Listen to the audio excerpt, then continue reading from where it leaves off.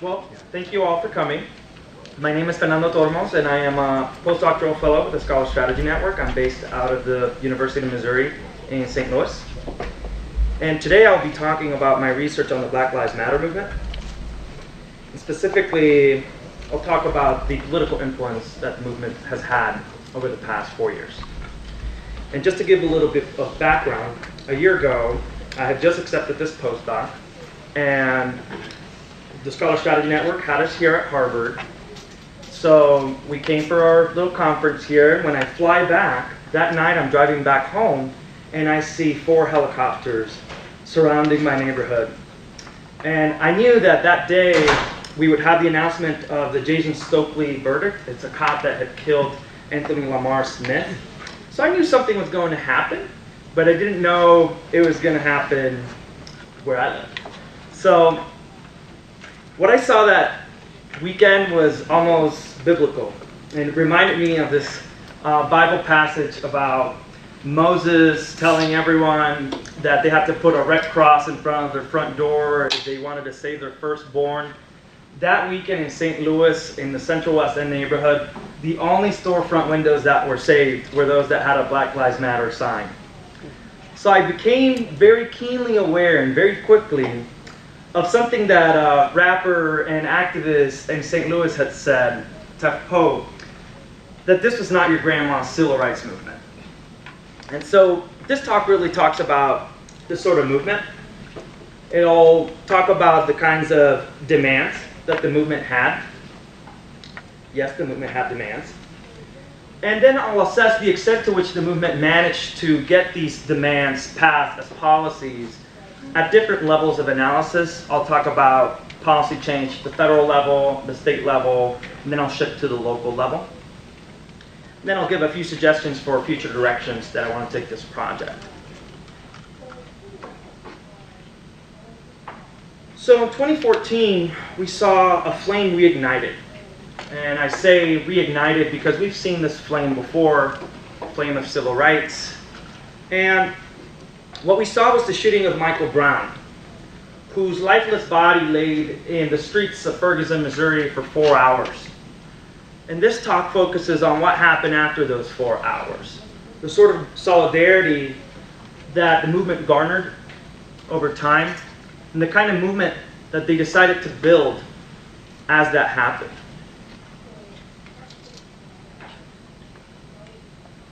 So what we want to know here is, did something actually change? Did the suffering and sacrifices of the Black Lives Matter movement actually matter? And I want to talk about, where do we stand after 2014? 2 days from now will be 4 years after the shooting of Michael Brown. And if you read a lot of the scholarly perspectives, as well as the headlines, and the general perspectives of activists on the ground, these will have you believe that the movement didn't work.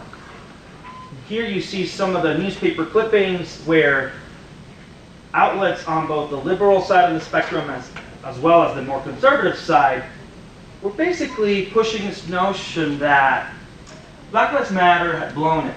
It had failed. And it's not going to fix our problems.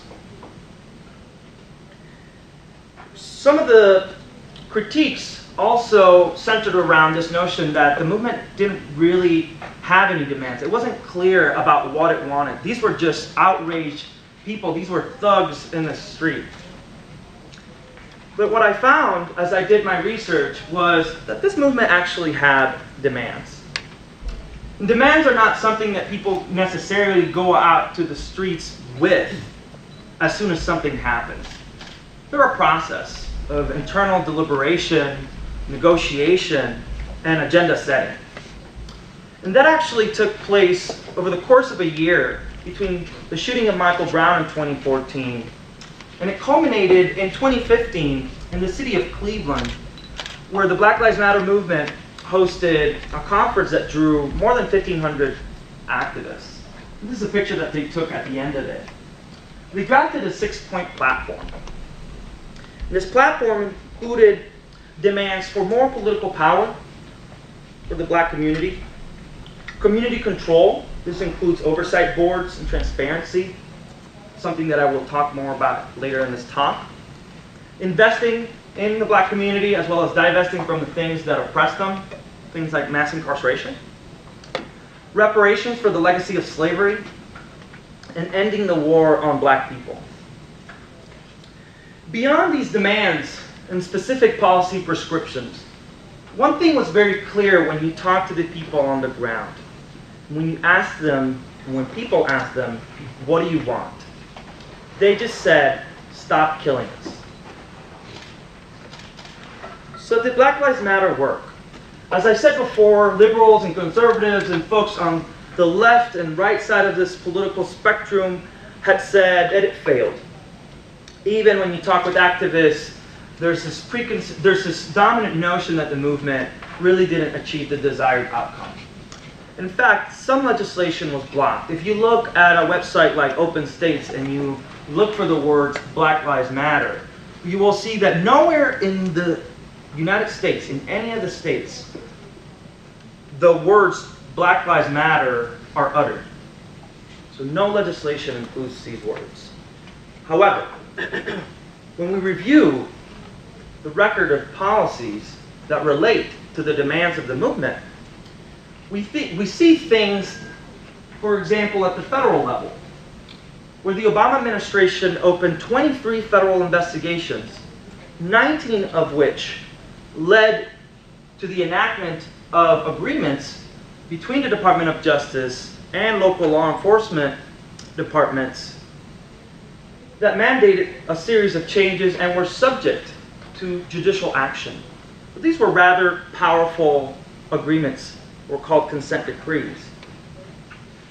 We also saw, through executive action, the enactment of this policy of banning military equipment surplus for the use of police. We also saw that there was actually some legislation at the federal level because people were asking for more information about the number of deaths at the hands of police. Well, it just so happens that we hadn't been collecting this data for years, for more than a decade. We didn't really know the magnitude of this problem.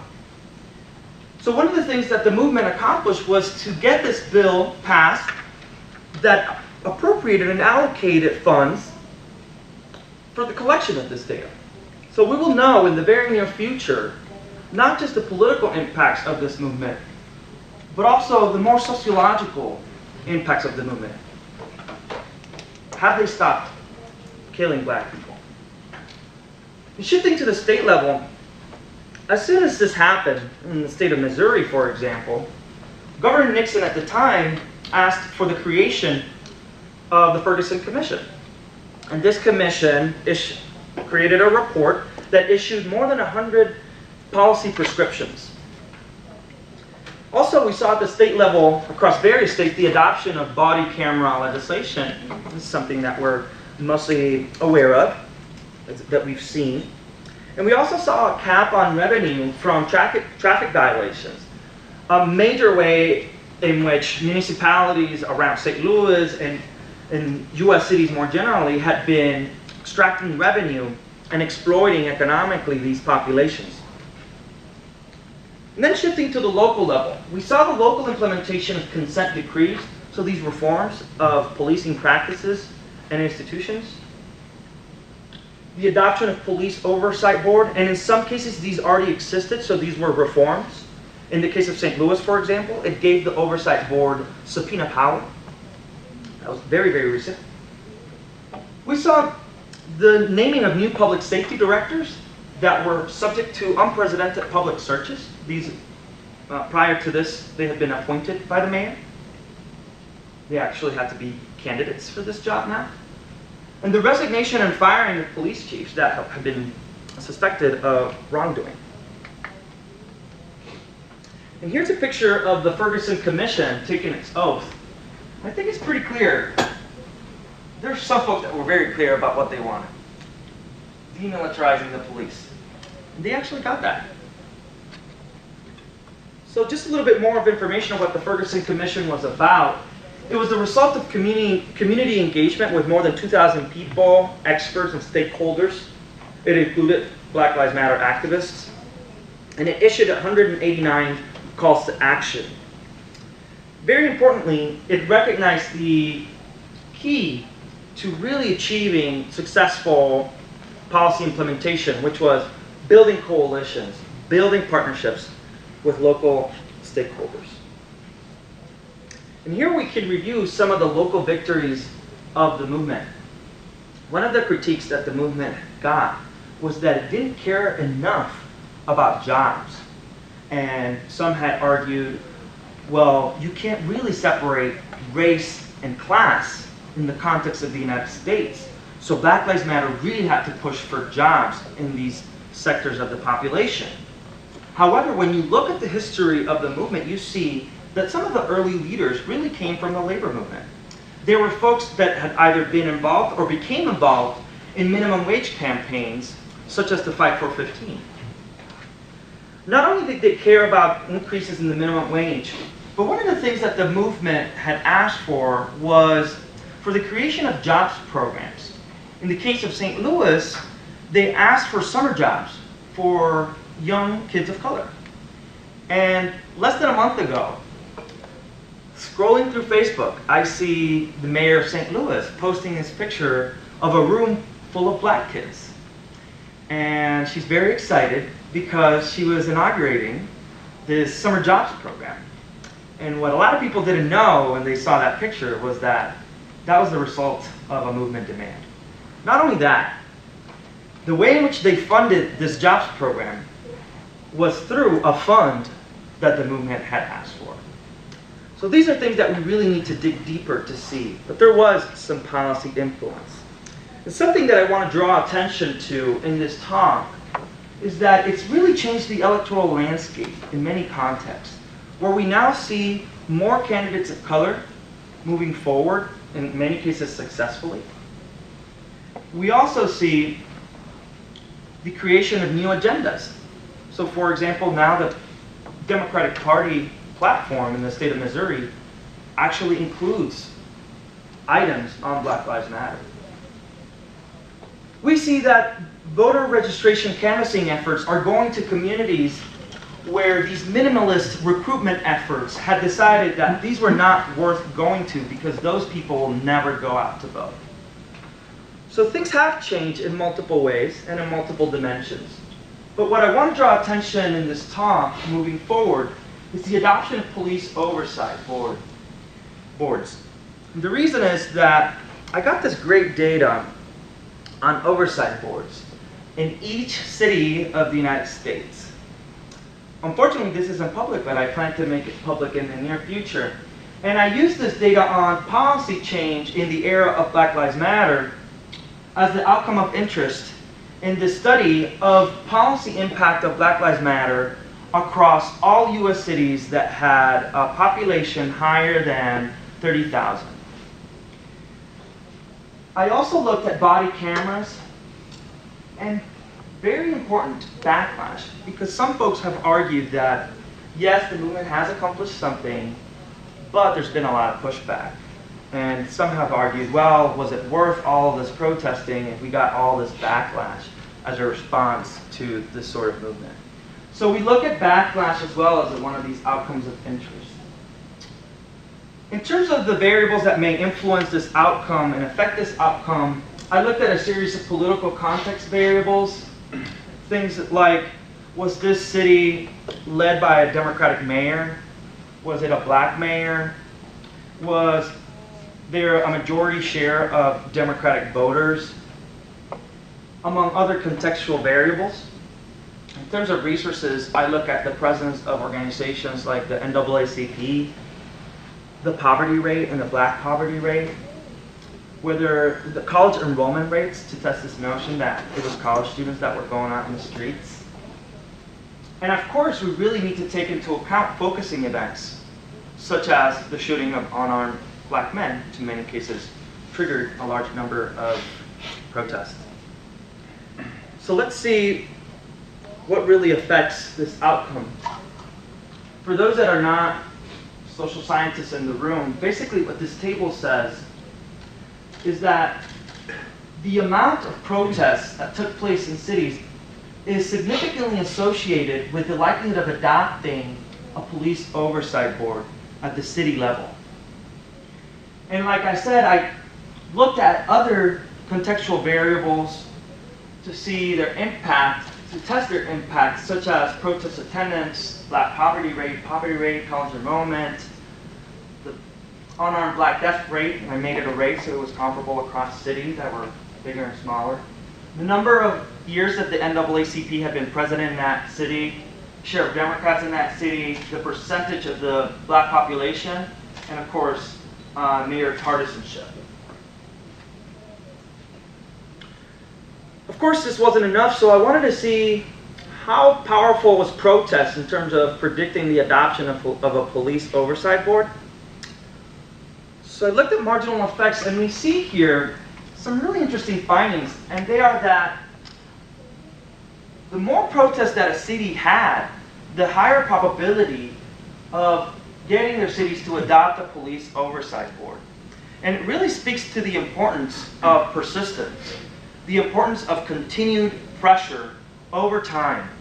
So oftentimes it may not be enough to go out 6 times out and have 6 protests, 10 protests. But as we see more and more protests, it's even more and more probable that cities will adopt oversight boards.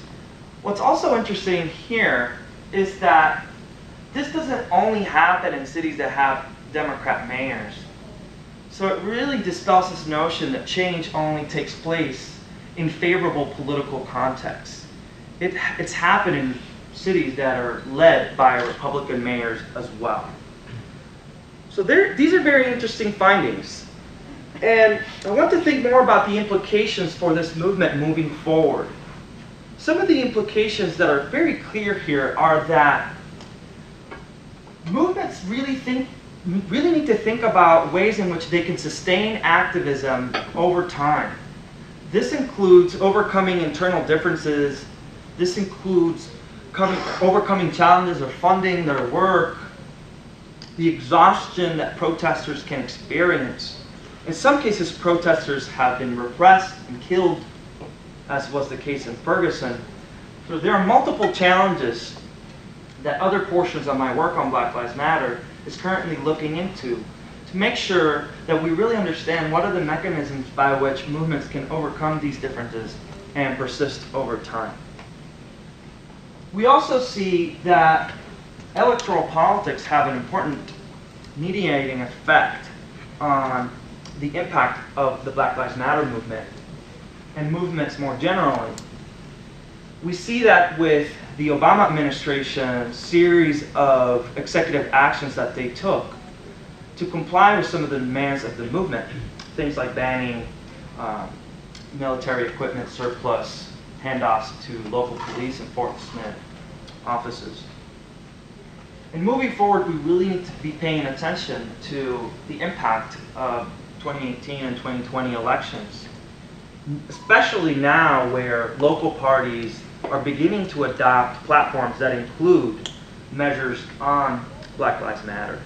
So if we do see a blue wave in 2018, we will want to know the extent to which that will help the Black Lives Matter movement, and it'd be interesting to see if it doesn't. More generally, I want to draw our attention to this notion of democracy and equality in democracy. America was born from dissent. Protest is as American as apple pie. These are things that we've heard in relation to associational life, to civic life, to protests. But when it comes to black people protesting, we often hear the words terrorism. So I think that this project is really shedding some light on the gendered and racialized ways in which people experience associational life and the gendered and racialized elements of institutions of democracy. Moving forward, I want to think about different ways in which I can explain more of this variance in this model, other outcomes that we can look at, and other variables that could be explaining some of that variation. So I'd like to look at other policy outcomes, such as, for example, I know that we've all seen cases in which Black Lives Matter activists have asked for bringing down Confederate flags or Confederate monuments. In some cases, they do it themselves. I'd like to also look at, eventually, whether this actually translated into less people dying at the hands of police. I'm in the process of coding the presence of Black Lives Matter organizations in different cities, among other kinds of civil rights organizations that are not necessarily the NAACP. I'd like to look at tactics and see whether disruption is effective or whether it's actually negative for the movement. Does it work to stop a major highway, like we saw just the other day at Lakeshore Drive in Chicago? I think that there's a lot of data that we can get from some content analysis of local newspapers. So that's something else that I'd like to do in the near future. I'm in the process of conducting interviews with activists. And also some causal pathway analysis to really understand the mechanisms by which protest is related to the adoption of policies that address some of the demands of Black Lives Matter. And of course, some case comparisons with some of these interesting cases that I've been observing as I play around with this data that I just managed to finish collecting, at least on early round. So I will stop here so we can open this up to discussion, some questions, and not before acknowledging, of course, the activists with whom I had to work quite some time to really gain some entry to this movement. I'm not African American, so this took some negotiation, took some building some trust with the community, showing up to their events, giving back in many ways, providing some analysis, just something that we as scholars can do. Also, my great research assistants, Danielle King and Mary Painter, and of course, SSN for organizing. So thank you so much.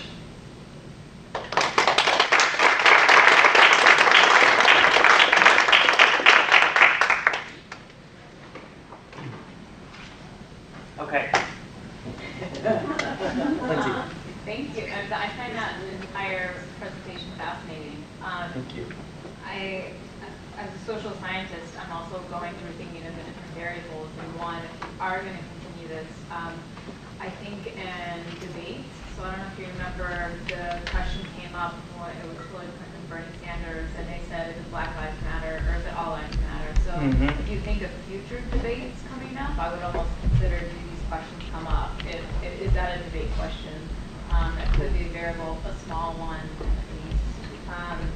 And I have a couple other comments. The body cameras. So North Carolina, we do have body cameras that police have, but then we passed a second law that said you had to basically subpoena in You order can to access them. You Yeah. can access them. Right. So did you try to take into account, like, yes, they have body cameras, but there's a second step that you have to take, and you have to go to court to get. I did not, and I'll tell you why. Because I think that in certain cases, these laws have been actually backlash. So I want to go one by one to make some decisions and also get some intercoder reliability with other folks in the room and make sure that these were actually cases in which they were meeting movement demands or whether these were cases of backlash. So that's why I haven't included that in the model yet. And going back to your All Lives Matter question, definitely I need to take that into account. And another thing that I have started to look at is Blue Lives Matter as a form of backlash, but just trying to tease that out theoretically, because my general impression is that this isn't always against the movement. So there are a lot of things in play there. Yeah. We can talk more. So I really enjoyed the presentation, and I guess I sort of want to push back on this sort of relationship between Black Lives Matter and electoral politics. So as we know, like the sort of story of Black social movements is not a sort of continuous sort of story. It moves in ebbs and flows. There are shocks, maybe a police shooting that spurs a kind of sort of outrage, or, right? That in social movements, protests sort of take off from that. But I'm thinking about Another reason that movements have sort of dissipated, protest movements have dissipated, and that has to do with the sort of incorporation of activists into the sort of electoral system, running for office, becoming members of Congress, and the like. And this has had the unintended consequence of actually undermining the sort of effectiveness of social movements. So I'm wondering, how do you sort of make sense of, I don't know, what do you think about sort of movements and their continued sort of effectiveness given this sort of phenomenon in which people, activists, become involved in electoral politics? I think this is a very important question, especially because it speaks to this notion that you need a favorable political context, and in theory, if you have folks that share your identities, they may help you win. So, interestingly, I looked at black mayors, and no black mayor in the United States has an oversight board. That's something that I need to look into. That's part of the case studies that I need to look into. I really only have anecdotal evidence at this point about that, but in the case of St. Louis, there's a state rep that's actually an activist. And it creates some tensions with folks that don't want someone who's that engaged in electoral politics. So that's definitely something that I want to keep looking into moving forward, because it does create internal tensions, and it may in fact create what I think you're referring to, this tendency to get co-opted. But thank you. Yeah, I have a question about context and about politics. I've always been interested in Black Lives Matter and coalition building. And you brought up the city of Chicago, which I know pretty well. I grew up around there. It's almost evenly divided between whites, Latinos, and African Americans, or non-Latino whites, African Americans, and Latinos. And you didn't talk about Latinos. I didn't see them mentioned in any of your data, but I'm curious how they fit in. Are they good coalition partners for Black Lives Matter? Have they? I mean, they also suffer, a lot of problems with police. Have they been running their own separate organizations, which I just haven't heard that much about? How does Black Lives Matter manage its coalition possibilities with Latinos? It's definitely an ongoing process. It's important to remember, though, that there are black Latinos who are just part of the movement because, for different reasons, but in part because they're black, right? But when you look at some of the cities, the local chapters, we see that Black Lives Matter is now being very active on questions of DACA and immigration. And I've also seen many chapters that have been going on the street, and we saw the hashtag Brown Lives Matter that created some tension, but also was seen as a form of solidarity. They're definitely part of this picture, and that's something that I'm certainly interested in. It's something that is, I believe, better captured in the paper, which I'm happy to share, that really looks at some of the coalition politics and overcoming internal differences. Very interesting work, and I'm interested in the presentation. I have a method question and a really big picture theoretical question. The method question is I understood the regression to be cross-sectional data, and I'm wondering how sure we can be that the protests came before the oversight board. Because I only coded oversight boards that were either created or reformed after 2014 in the era of Black Lives Matter. So I made sure that... So all your protests were... After. Got it. Sorry, protests were before Got it. Oversight boards. Wonderful, thank you. That took some time, but yeah. Great. Thank you, Great. research Clean. assistants. Yeah, They're no, amazing. that's And good. then you had a theory question. Yeah, and it's a wide open theory question. What's the contribution here to social movement theory? I think that I'm trying to make multiple contributions. I have a theory portion of this project that I will be presenting in the near future at Washington University in St. Louis, where I'm trying to theorize about the importance of having black elected officials as part of your political opportunity structures.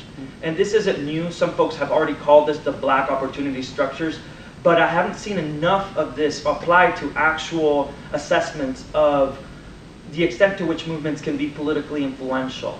So that's one portion of this theory in this project, but also I'm trying to look at the extent to which identities matter for movements' ability to survive over time. So some of these Black Lives Matter organizations have actually died already, but others haven't. So I want to look at their internal politics to see whether that matters for not just surviving, but also influence, as that's part of a broader theoretical and empirical research agenda that I've carried out with other movements, including the anti-sweatshop movement and the environmental justice movement at the global level. So those are, I guess, two areas of theory that I'm trying to engage with. Thank you.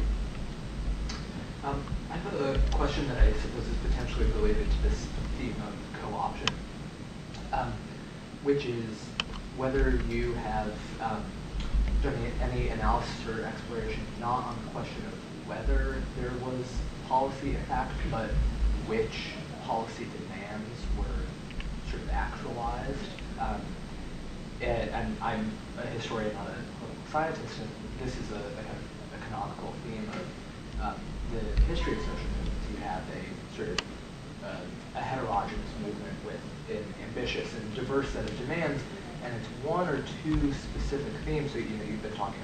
One way to phrase the question is why oversight boards or why body cameras. And I was wondering if you had done any this more sort of quantitative research about which sorts of demands get elevated. Right. No, but it is, I think, a promising avenue for future research, and I completely agree. I think there are policies that may have different levels of likelihood of getting adopted. So unfortunately, at this point, I don't have any data to speak on that, but I agree. One thing that I'm doing on a more qualitative level is that I'm going through each and every one of the prescriptions of the Ferguson Commission report and assessing whether these have been adopted already.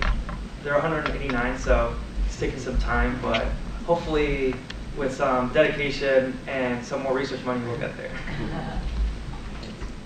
I was wondering if you've had a chance to take a look at the research that was done several years ago by Browning, Marshall, and Tabb in a book called Protest is Not Enough, that looked at, basically it was a case study of 10 California cities showing that essentially protest by itself wasn't sufficient to generate policy change, and they defined policy change by looking at municipal employment, looking at procurement policies, grants and contracts for businesses, for city services and the like. And then I believe that they looked at allocations of federal funding for programs that would be beneficial to low-income and minority communities. And then I think their fourth area was civilian review boards. And basically made the argument that you needed electoral mobilization and that it wasn't sufficient to just get persons of color elected to the local city council. They needed to become members of minority representatives need to become members of the dominant governing coalition that was driving policy change. Mm-hmm. So I think there's a lot of parallels between your findings and the arguments that they made. It would be interesting to maybe take a closer look at that and see how the story they told back in the 60s and 70s in California about essentially greater responsiveness of cities to concerns of people of color resonate with the findings from your work. Definitely, and I appreciate you bringing attention to that. I don't have the city council data yet. I would have loved to include it. I think that's something that I definitely need, because I know that in certain cases over time, over the past 4 years, like in the case of Ferguson, the composition of the city council has changed rather dramatically. So I think this is definitely an important avenue of research. So that data is fairly easy to get, and it's probably already compiled from some sources. You could check ICPSR, you could, some other sites that you could check for that. And that has spawned a lot of work in urban political science, looking at racial politics in American cities, taking on the kind of theoretical perspective of the incorporation of minority interest into local governing institutions. Mayors, you mentioned black mayors a couple times, but also local legislatures, school boards, things of that. Exactly. Yeah.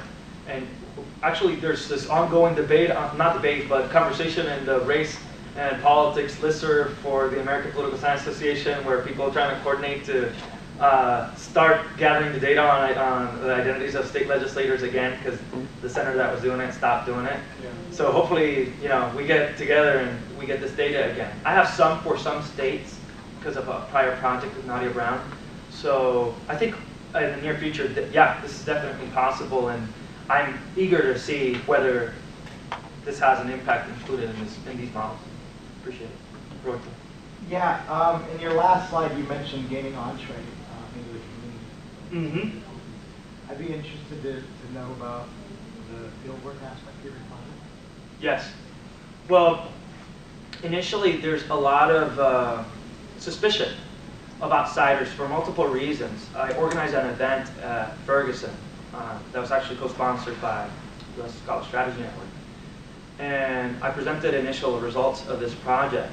And we had folks that were from the community, city council representatives, as well as candidates. And it was very interesting because one person got up and made this very important statement, which was that there have been all these scholars that in the wake of the Ferguson uprising came in, did all the research, got out, presented it, built their careers, got their publications out, they've never heard of them again. So I wanted to be very careful, and that's why I've been developing continued engagement. Also working with scholars that are there on the ground, that are from Ferguson. Thankfully, our university, the University of Missouri in St. Louis, is just down the street from Ferguson. So we serve the Ferguson population from a pedagogical standpoint, but what my project is trying to do as a participant observer of this movement at the local level is to give back in the form of analysis and shining light over this sort of work that they've done. What I also want to do is to... And is that specific field work that you're doing? Yes. Or that's your quantitative analysis? The quantitative analysis is actually very new, like less than a month new.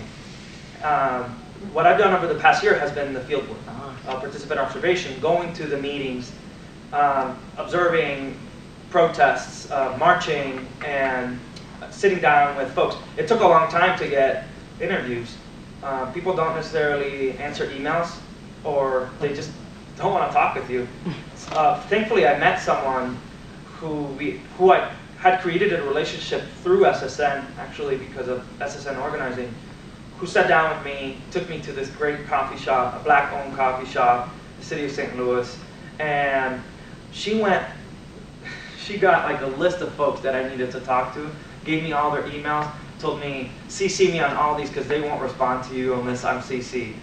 So it's really a work in progress, and it's been pretty much a negotiation. Part of it is negotiating my own positionality in the fact that I'm a hetero male Latino, and this movement, from what I've seen, is very much led by non-gender conforming black folks and many queer black folks. So I often need to prove that I don't come to exploit this community and show that there is a genuine interest in having a reciprocal relationship.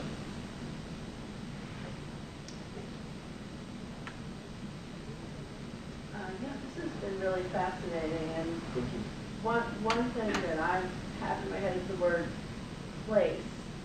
So, understanding what's going on in these particular places in terms of, has there been demographic change? Has there been some kinds of change in terms of the local economies? What's the history, South versus non-South, places that have had legal segregation and not. And then when it comes to the question about local representation, even looking at how is that structured? Because there's some places, where the city councils are elected citywide, and other Right. ones where it's district. That was definitely a challenge. Yeah, so the importance of that. Yeah, it took a lot. There are more than 1,300 cities. Yeah. It took a lot of time you going can't do all city by 70. city. Some, they have different structural compositions, which is something that we can also account for, whether that matters, their structure, their Yeah. institutions. But definitely I appreciate these suggestions of demographic change, which we account for. Economic change, only some variables. South versus non-South, that wouldn't be too hard. We have geolocators, we can map it out. Jim Crow and legal segregation, that would be really interesting. Housing segregation, that is definitely the history of St. Louis, but just not just St. Louis, I mean, Cleveland, the Bay Area, pretty much almost every city. So yeah, I appreciate that. I definitely want to keep looking at that. I want to thank you for going into these communities and continuing to dialogue, because this helicopter research, as a mixed methods researcher, has really shut down a lot of opportunities for me. I'm also a white female, so I can't even, I'm fluent, I can't even play a card. So I think it's great when you go in and you keep staying in within. I'm curious, just from my own experiences, if you had your own certain strategies, did you dress differently, did you talk differently, did you make sure you weren't, you can't always look like somebody else, but yeah, I'm just curious, were there like small social cues that you found yourself doing to try to make it easier to connect? Yeah. When I used to, sometimes I've done a lot of work with movements in Puerto Rico, which is where I'm from. I've done work with the anti-Suecha movement and the global justice, environmental justice movement. I had this funny story. I was in Paris for the climate change conference, and Jackie Smith, a mentor of mine at Pittsburgh, got me connected to one of their organizers who happened to be Latino. And I reach out, we meet at the Blue Zone, which is where the negotiations are taking place. And as soon as he finds out that I'm Puerto Rican, we start like mapping our connections. Oh, I know that guy, you know that guy. Oh, we're buddies all of a sudden. And this guy, I've continued to work with him because he's now going and doing some environmental justice work in Puerto Rico. I've been following his work there as well, among other things that they've been doing. But yeah, gaining entry when it's someone who can relate with me. He was also a hetero Latino male, that was really easy. And he would introduce me to the director of major environmental organizations that I got to interview during Paris. I was in shock. I couldn't believe this was happening. Very different to the experience that I've had with other movements. And I think that something that we need to do as scholars is to continue to foster collaboration, to avoid the exhaustion of folks that have been talking with people and about things that are often traumatic. One of the things that a leader told me in one of these interviews was, I think your research is really cool. Some of these people that you're going to talk to are going to be traumatized, but F it. They need to hear that the movement has mattered.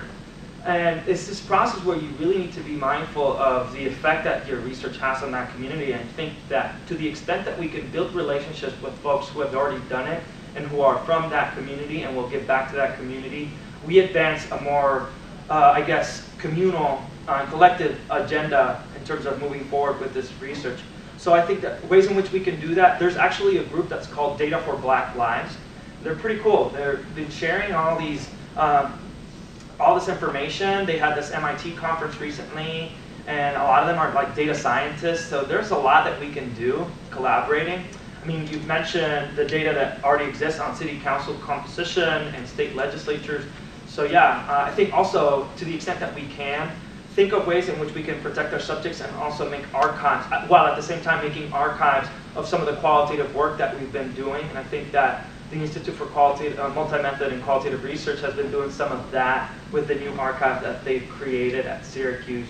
So I thank you for that. And I completely agree that we need to have continued dialogue and engagement with the community that is reciprocal.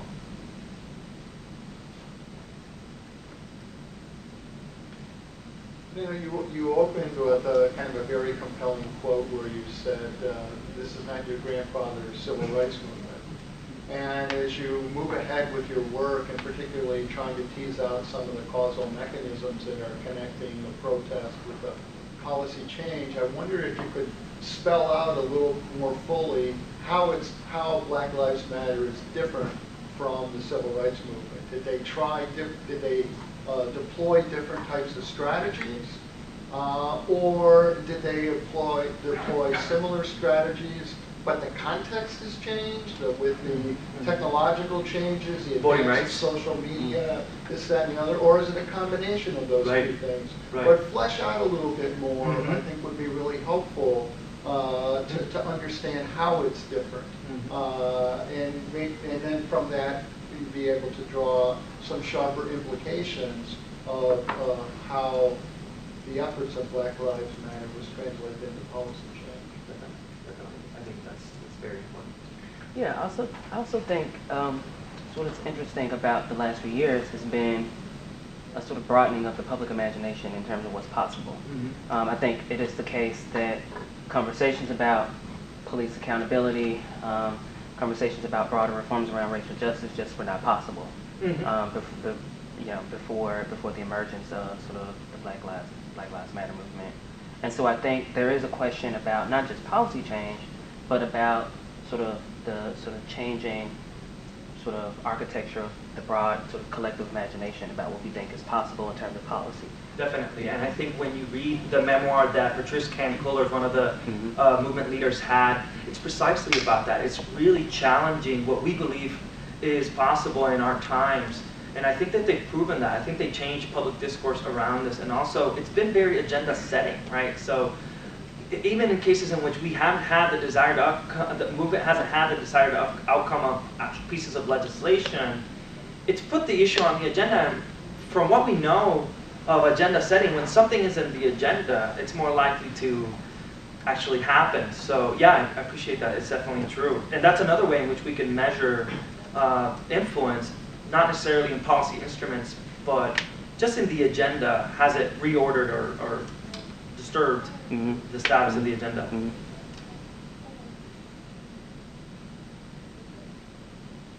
Okay, so Daniel is next, and I don't want to take your time. You have 3 minutes to set up.